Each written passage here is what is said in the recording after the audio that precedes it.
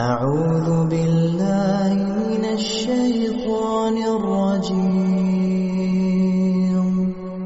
بسم الله الرحمن الرحيم۔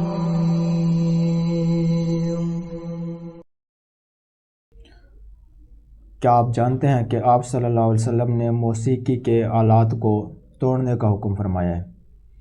اب جہالت اس قدر بڑھ گئی ہے کہ لوگ ڈرامے دیکھنے کے بارے میں علماء کرام سے اجازت مانگ رہے ہیں کہ فلاں ڈرامہ دیکھ سکتے ہیں۔ اب ارطغرل الغازی ڈرامہ اتنا عوام متاثر ہو رہی ہے کہ علماء کرام کے پاس سوال پوچھے جا رہے ہیں کہ یہ ڈرامہ ہم دیکھ سکتے ہیں۔ بھائی کیا ہے وہ ڈرامہ ہی ہوتا ہے۔ بے شک اس کے اندر اللہ رسول کا نام لیا جا رہا ہے، سلطنت عثمانیہ کی کہانی سنائی جا رہی ہے، لیکن اس کے اندر کردار ہیں وہ جھوٹے ہیں۔ اور اس کے اندر سب سے بڑی بات یہ ہے کہ وہ اس کے اندر عورت کا بھی ساتھ رکھا گیا ہے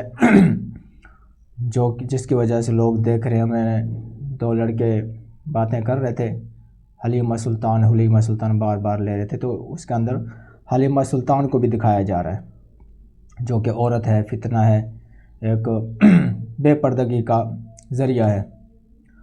تو بے شک وہ اس کے اندر ایک اسلامی تاریخ سنائی جا رہی ہے، لیکن اس کے اندر میوزک بھی ہے اور عورتیں بھی ہیں، جس کی وجہ سے یہ ڈرامہ نہیں دیکھ سکتے۔ آپ کتابیں پڑھ سکتے ہیں، اس بارے میں علماء کرام کے بیانات سن سکتے ہیں، لازمی نہیں کہ ڈرامہ ہی دیکھا جائے۔ آج کل حالات الٹ ہو گئے ہیں کہ لوگ حقیقت دیکھ کر نہیں روتے اور ڈرامے دیکھ کر اکثر لوگ رو رہے ہوتے ہیں۔ ان حالات سے اتنے وہ ہو رہے ہوتے ہیں کہ اثر ان کے دل پر اتنا پڑ رہا ہوتا ہے کہ وہ رونے لگ جاتے ہیں ڈرامے دیکھ کر۔ اور حقیقت جو ان کے سامنے چل رہی ہے، فلسطین میں لوگوں پر ظلم ہو رہا، اس کا کسی پر کوئی اثر نہیں ہو رہا، کسی کو رونا نہیں آ رہا، کسی کے دل میں کچھ خیال نہیں آ رہا کہ ہم کچھ کریں۔ تو ڈراموں سے آج کل آرٹیفیشل چیزوں سے لوگ متاثر ہو رہے ہیں، حقیقت سے لوگ دور ہوتے جا رہے ہیں۔ اب آپ صلی اللہ علیہ وسلم ایک مرتبہ ایک راستے سے گزر رہے تھے، تو راستے میں کسی گانے کی آواز آئی، تو آپ صلی اللہ علیہ وسلم نے فوراً اپنے کانوں میں انگلیاں ڈال لی، دونوں کانوں میں۔ تو 7 صحابی تھے، تو بار بار ان سے پوچھ رہے تھے کہ کیا یہ منحوس آواز آنا بند ہو گئی ہے؟ جب صحابی نے فرمایا کہ جی اب یہ آواز نہیں آ رہی، تب آپ صلی اللہ علیہ وسلم نے اپنے کانوں سے انگلیاں نکالی۔ اسی طریقے سے آپ صلی اللہ علیہ وسلم رضاعت کے دور میں بی بی حلیمہ کے گھر میں ہوتے تھے، تو جب آپ صلی اللہ علیہ وسلم بکریاں چرانے جاتے تھے بی بی حلیمہ کی، تو وہاں پر ایک اور ساتھی تھے آپ کے جو کہ بکریاں چراتے تھے آپ کے ساتھ، تو وہ اس نے کہا کہ ہمارے رشتہ داروں میں شادی ہے، آپ ہمارے ساتھ چلیں گے، ہم وہاں انجوائے کریں گے، شادی ہے اور وہاں پر ناچ ڈانس گانا وغیرہ ہوگا۔ تو اس وقت آپ صلی اللہ علیہ وسلم بچے تھے، اس کی باتوں میں آگے اور اس کے ساتھ چل پڑے رات کو۔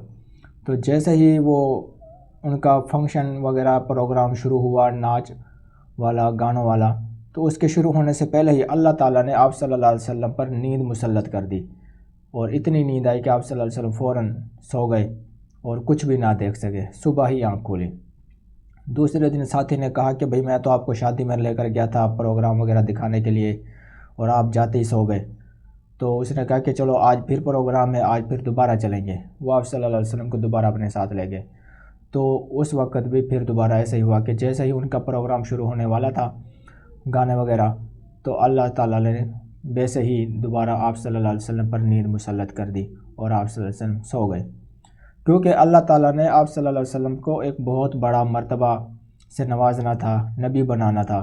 تو اللہ تعالیٰ نے آپ صلی اللہ علیہ وسلم کی اس قسم کی خرافات سے دور رکھا، گانوں سے، میوزک سے۔ تو اس ڈرامے کے اندر بھی میوزک بھی ہوتا ہے، عورتیں بھی ہوتی ہیں جو کہ فتنہ ہے، گناہ ہے، تو لہٰذا اس قسم کے ڈرامے وغیرہ نہیں دیکھ سکتے۔